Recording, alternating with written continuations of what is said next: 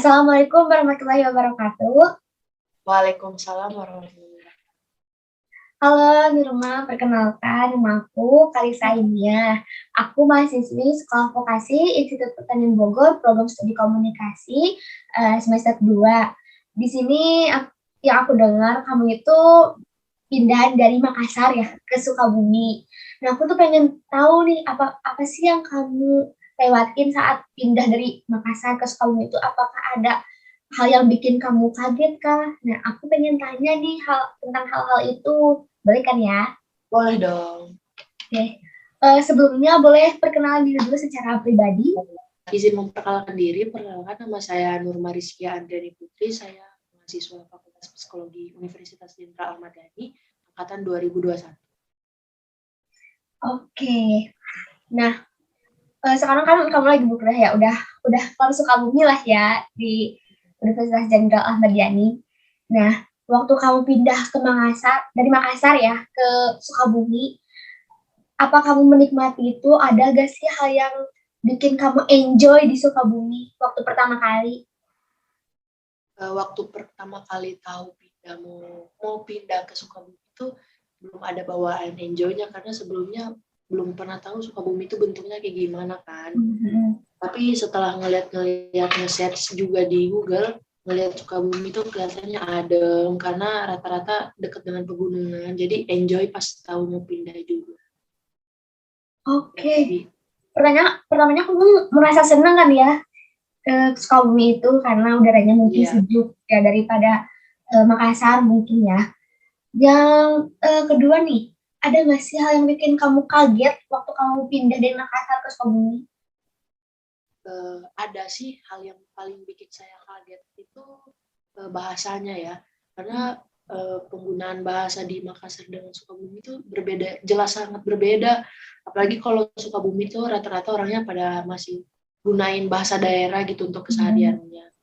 Lagi waktu SMA juga teman-teman rata-rata bahasa kesehariannya untuk saling berbicara tuh berkomunikasi itu bahasa daerah, bahasa Sunda. Itu paling kaget, bikin kaget sih. Oh, nah dari hal yang bikin kaget itu tuh bahasa Sunda ya kan bikin kamu kaget juga. Nah gimana sih cara kamu menerima dan menyesuaikan dirinya tuh bagaimana? Cara saya kalau buat nerima tuh ya saya jalanin aja gitu. Mau saya nggak juga kan nggak ada ininya nggak ada hasilnya juga. Jadi ya seiring berjalannya waktu lah saya nerima juga. Oh ternyata bahasa Sunda ternyata asik juga ya kalau dipelajarin gitu, ditahu arti-artinya gitu. Wah itu sih paling yang diterima. Ya. Dan kamu belajar bahasa Sunda ya seiring berjalannya waktu, akhirnya kamu sedikit-sedikit tuh bisa kan ya. Nah, akhirnya gimana sih cara kamu tuh jadi, oh aku udah terbiasa dengan semua ini. Oh, itu kalau itu sih kayaknya karena saya lebih sering berinteraksi sama teman-teman ya, jadi teman-teman juga tiap ada ngomong kata bahasa Sunda saya nanya artinya apa, oh artinya ini oh, jadi saya semakin berjalannya waktu juga kayak udah terbiasa banget, jadi udah gak kaget lagi dengar teman pakai bahasa Sunda itu karena udah pada tahu, sebagian udah pada tahu artinya. Kamu awalnya berpikiran gini gak sih, saya apa sih yang mereka bicarain gitu, apakah pekerjaan saya gitu gak sih? Iya selalu kepikiran sih, apalagi kalau misalkan teman-teman lagi ngomong bahasa Sunda, saya sama sekali nggak ada basic tahu pengetahuan tentang bahasa Sunda kan kayak jadi ini orang pada ngomongin apa ya gitu. Nah pertanyaan selanjutnya ya, apa sih yang membuat ada gak sih hal yang menarik gitu dari Sukabumi itu sampai kamu yang pertamanya merasa enjoy akhirnya terbiasa gitu? Kalau hal yang paling menarik dari Sukabumi mungkin karena selama saya di Makassar tuh jarang main ke tempat-tempat yang kayak pegunungan gitu kan, soalnya di Makassar tuh dekatnya sama laut, kalau pegunungnya tuh jauh, sedangkan di Sukabumi lebih dekat sama pegunungannya gitu, apalagi di Sukabumi banyak wisata-wisata tentang alam gitu kan, yang selain daripada laut-laut gitu, sih paling yang saya suka dari Sukabumi juga. Oke Nurma, Terima kasih banyak ya atas pengalaman yang kamu berikan sama aku dan juga waktunya yang kamu luangkan. Terima kasih banyak dan juga semangat terus ya buat kuliahnya. Sehat-sehat terus pokoknya. Terima kasih. Makasih banyak kali, semoga lancar kuliah. Amin, amin. Makasih ya. Dadah. Assalamualaikum warahmatullahi wabarakatuh. Perkenalkan, nama saya Kalisa Inia. Saya mahasiswi di Sekolah Vokasi Institut Pertanian Bogor di Indonesia. Halo Abang, apa kabar? Kabar baik, sehat. Assalamualaikum, Kalis. Waalaikumsalam. Baik, saya Kenal- baik-baik. Kenalkan nama abang Muhammad Aswad bin Ramli. Umur 26 tahun. Melaka di Malaysia. Bekerja di kilang. Oke, sebelumnya saya ingin bertanya kepada Abang mengenai perbedaan kebudayaan di Indonesia dan di Malaysia. Kayak saya tahu Abang pernah ke Indonesia kan? Ya, pernah. Nah, saya ingin bertanya apakah yang Abang rasakan waktu di Indonesia? Yang pertama itu, apakah Abang merasakan enjoy di Indonesia gitu? Kebudayaan apa aja yang Abang suka di Indonesia? Kebudayaan. Ya, Kebudayaan di sana, kesukaan abang kayak orang, cara berbicara dengan orang lain. Gimana mau cakap memang bagi abang kebudayaan sana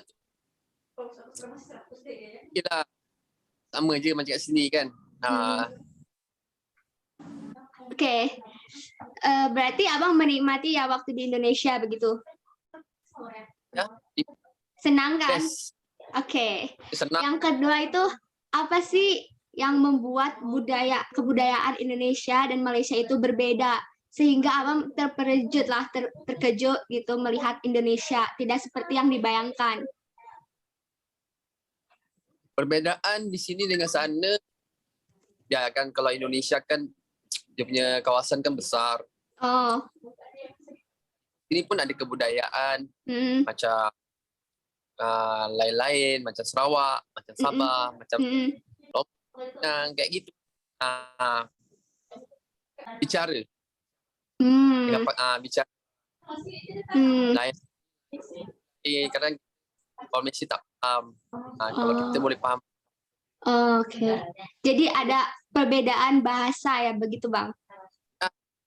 Terlalu banyak perbedaan bahasa di Indonesia. Tapi seronoklah mendengar. Oke. Setelah itu, Abang kan tadi ada perbedaan bahasa gitu. Bagaimana Abang menyesuaikan perbedaan bahasa tersebut? Kalau di Malaysia dengan Indonesia, sama je.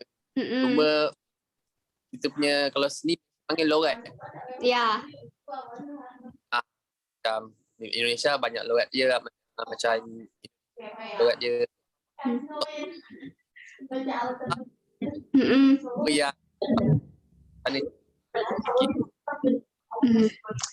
Jadi ada perbedaan sedikit, terkadang membuat tidak paham begitu ya.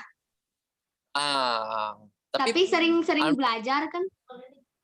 Ya, sering belajar. Oh, sering-sering belajar Indonesia begitu ya?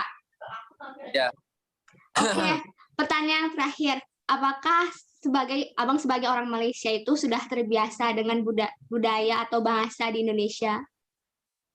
Terbiasa belum? Udah terbiasa. Kalau abang di Malaysia pun ada teman-teman orang Indonesia. Kalau dia ngomong, abang pun dah cakap bahasa Indonesia. Kalau dia kalau dia berbicara, abang faham lah kadang-kadang. Sebab tu dah terbiasa. So bagi abang, Indonesia percakapan tu okey lah, tak ada apa-apa pun. Berarti kesimpulannya itu ada sedikit perbedaan antara bahasa. Untuk kebudayaannya itu hampir sama, betul tak? Hampir sama. Tapi bahasa tu lain-lain. Oh, bahasanya tuh berbeda gitu. Tapi dengan kita belajar dengan orang Indonesia menjadi terbiasa, begitu kan? Ya, memanglah terbiasa. Teman. Bukan susah pun nak belajar. Tapi sekarang ikut Oke. bagi aku, Indonesia ini budaya oke, Oke lah. macam-macam. Oke. Nah, pertanyaan nih terakhir. Apa abang mau ke Indonesia lagi tak setelah COVID-19 ini? Ya, semestinya. Oke, sampai bertemu nanti di Indonesia ya bang. Terima kasih. Abang terima kasih atas waktunya, atas informasi yang telah diberikan kepada saya. Terima kasih. Sama jaga diri. Ya, sehat-sehat terus ya bang. Terima kasih. Assalamualaikum. Waalaikumsalam warahmatullahi. Jumpa lagi ya. Dadah.